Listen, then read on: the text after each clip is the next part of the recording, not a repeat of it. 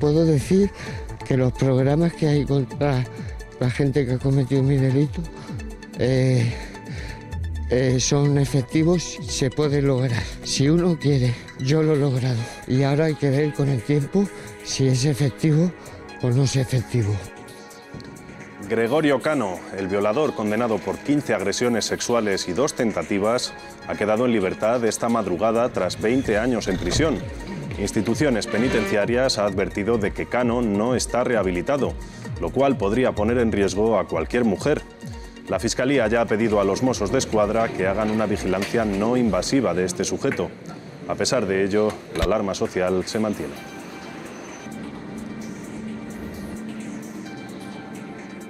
En una semana en la que las agresiones sexuales ocupan el centro del debate público, una noticia tan preocupante como esta lanza la pregunta de qué hacer con este tipo de delincuentes.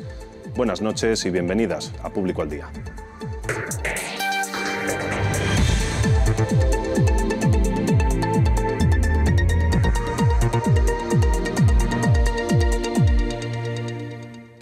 Yo creo que mi trayectoria profesional creo que está más que acreditado cómo entiendo el funcionamiento de los poderes públicos, la separación de poderes. Esta tensión o esta situación se resuelva cuanto antes. Yo espero que tengamos en breve una propuesta de los técnicos sobre la reforma del Código Penal que mejore nuestro compromiso democrático con las víctimas del delito. Hoy el ministro de Justicia ha matizado sus declaraciones sobre Ricardo González, el juez del voto particular que pedía la absolución de los 5 de la manada. En defensa del juez han salido a criticar la injerencia de Catalá, jueces y fiscales, entre ellos el presidente del Tribunal Superior de Justicia de Navarra. Por su parte, Mariano Rajoy ha evitado pronunciarse sobre la cuestión.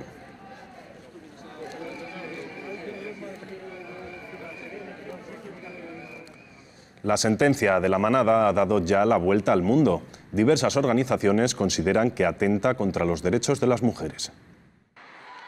Estos últimos días, España es conocida en el mundo entero por una sentencia que no deja de causar polémica. La tarde de ayer, el Parlamento Europeo debatía sobre la aplicación en España de los estándares internacionales sobre violencia sexual. Señorías, solo sí es sí. Si no hay consentimiento válido y explícito, es violación. Esta es la definición de violación del Convenio de Estambul que solamente han adoptado 6 países europeos. España no es uno de esos 6 países. Pero el Parlamento Europeo no ha sido el único en manifestarse. Purna Sen, la coordinadora ejecutiva de ONU Mujeres, ha afirmado que la sentencia de la manada subestima la gravedad de la violación. Además, recuerda que existen obligaciones claras para respetar los derechos de las mujeres y que ningún país puede estar al margen de ellas. Por otro lado, hoy Amnistía Internacional califica duramente esa sentencia al afirmar que la justicia está fallando cruelmente a las víctimas de violación.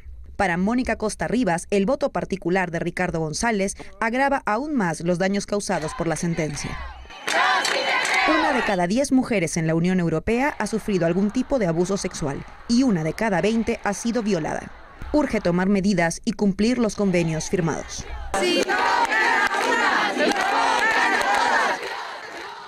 Hace una semana que conocimos la polémica sentencia de la manada. Nuestra compañera de Público, Marisa Coan, analiza los detalles de una semana de movilizaciones.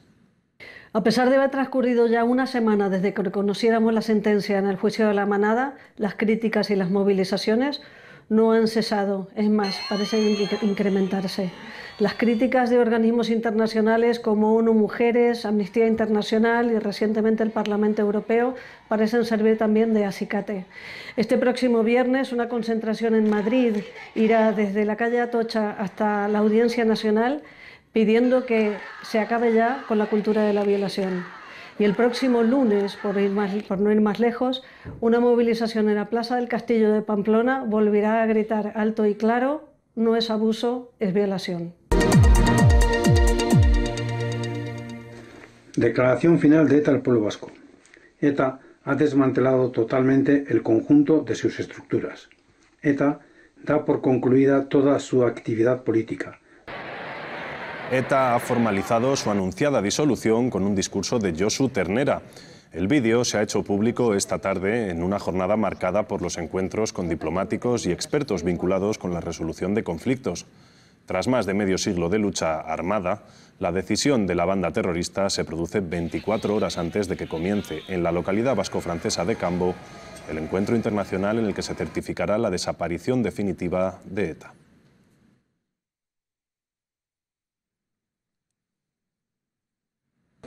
Las reacciones ante la disolución de una organización que ha marcado durante más de 5 décadas la política y la sociedad vascas y españolas no se han hecho esperar.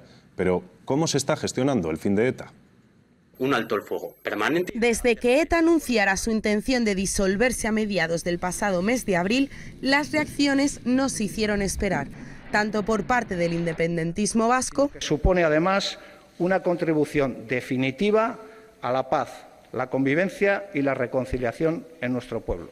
Como por parte de las víctimas. Es un reconocimiento y una petición de perdón a medias. El nuevo comunicado publicado hoy cumple con los criterios de los mediadores internacionales. Ya desarmada, ETA afirma con claridad la disolución de todas sus estructuras. Desde el gobierno no se plantean hacer concesiones. Nada obtuvieron los miembros de ETA por dejar de matar y nada van a obtener por hacer una declaración que ellos llaman de disolución. Y advierten. Haga lo que haga ETA, no va a encontrar ningún resquicio para la impunidad de sus crímenes. Desde las instituciones europeas hay quienes piden cabeza fría y apoyar un acuerdo que garantice una paz definitiva. Reconciliation can be tough for all sides. Building peace can be tough for all sides. So I would ask this Parliament to support a lasting peace in the Basque Country. El gobierno español prefiere mantenerse en sus 13. A partir del día 4, las fuerzas y cuerpos de seguridad españolas seguirán persiguiendo a los terroristas allá donde se encuentren. Al encuentro de este fin de semana en Cambo, en el que participan varios mediadores internacionales, también acudirán los líderes de PNV y EH Bildu, así como sendas representaciones de UGT y Podemos. En Cataluña, tal como estaba previsto, la Junta de Portavoces del Parlamento ha aceptado tramitar la reforma de la Ley de Presidencia para así facilitar una investidura a distancia de Carles Puigdemont.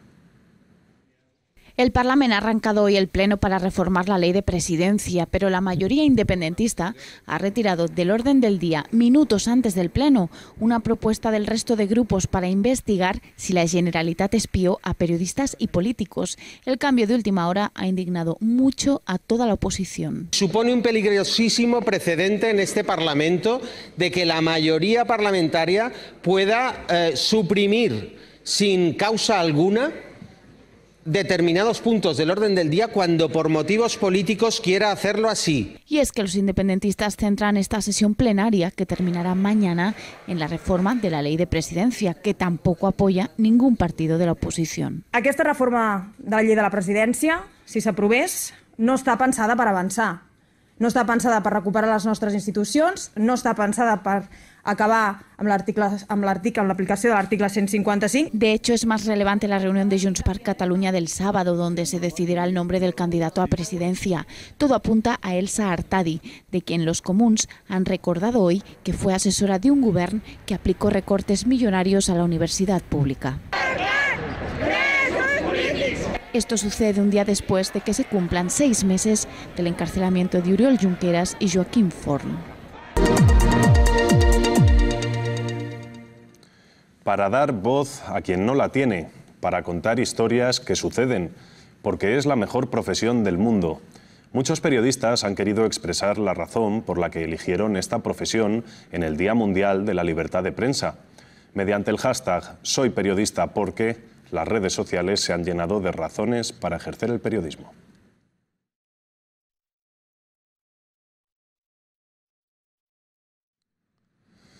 Pero no en todos los lugares se puede celebrar el Día Mundial de la Libertad de Prensa. El país más libre para ejercer el periodismo es Noruega y el más difícil, Corea del Norte. Repasamos el panorama de la profesión a lo largo del mundo. En las últimas décadas ha crecido la libertad de prensa, a la vez que el odio hacia los mismos periodistas. Uno de los últimos asesinados ha sido Jan Kuciak, un reportero eslovaco que iba a desvelar cómo, presuntamente, La mafia de Calabria tenía vínculos con Robert Fico, el primer ministro de Eslovaquia, unos hechos que han desatado una ola de protestas en el país. Según Reporteros Sin Fronteras, en lo que llevamos de 2018 han sido asesinados 23 periodistas y 2 colaboradores. Mientras tanto, la cifra de encarcelados asciende a 302 periodistas y 5 colaboradores. Un ejemplo son los 2 periodistas de Reuters encarcelados desde diciembre en Birmania, mientras investigaban la matanza de los Rohingya, una minoría étnica discriminada en ese país. América Latina es otro de los lugares donde los periodistas pagan caro ejercer su labor. El más peligroso, México. El año pasado murieron 12 por denunciar la corrupción y el narcotráfico. Pero en España la prensa tampoco vive su mejor momento. La entrada en vigor hace 3 años de la llamada Ley Mordaza ha dejado casos como el de Mercè Alcocer, periodista de Catalunya Radio, multada con 600 euros por rebasar una zona no señalizada de la Audiencia Nacional en la cobertura del caso Pujol. O el caso de Radio Televisión Española, donde sus trabajadores han lanzado una campaña para denunciar la manipulación de la cadena pública.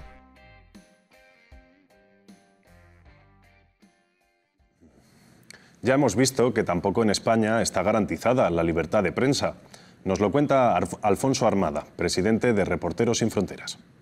En el informe publicado por Reporteros Sin Fronteras, que clasifica a los países del mundo por la libertad de información y de expresión, España ha bajado 2 puestos, por 3 causas fundamentalmente.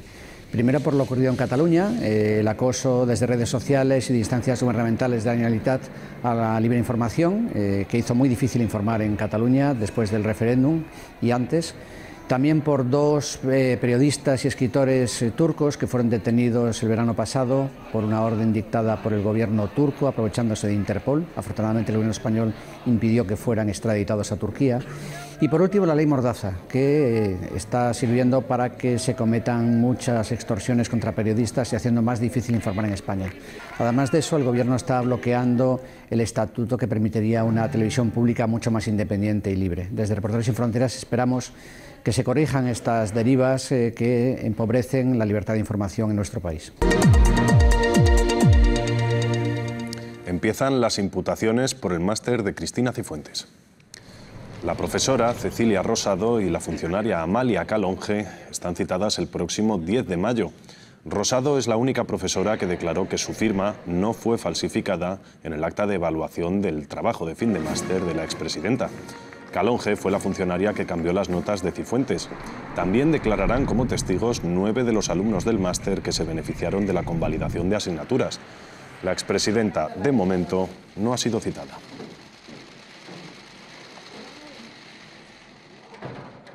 Y H&M no permite acceder al comité de huelga en su segunda jornada de paro.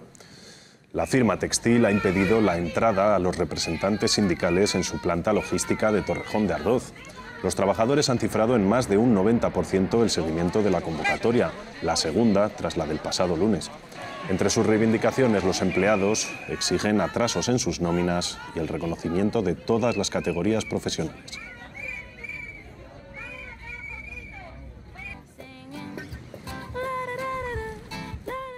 La FAO reclama investigaciones sobre la incidencia de los químicos en los suelos.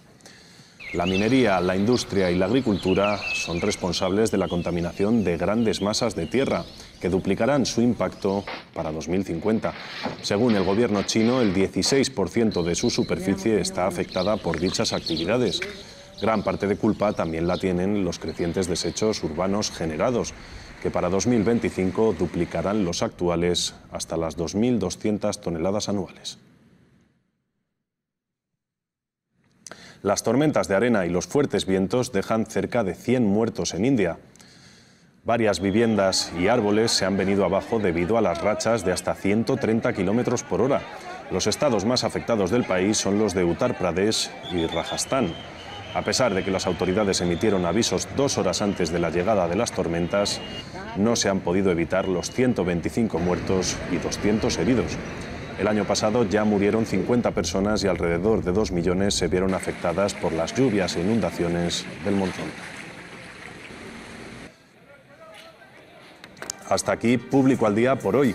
Ya sabéis que podéis seguir informados en público.es. En un rato os dejamos en la frontera con Juan Carlos Monedero. Hasta mañana.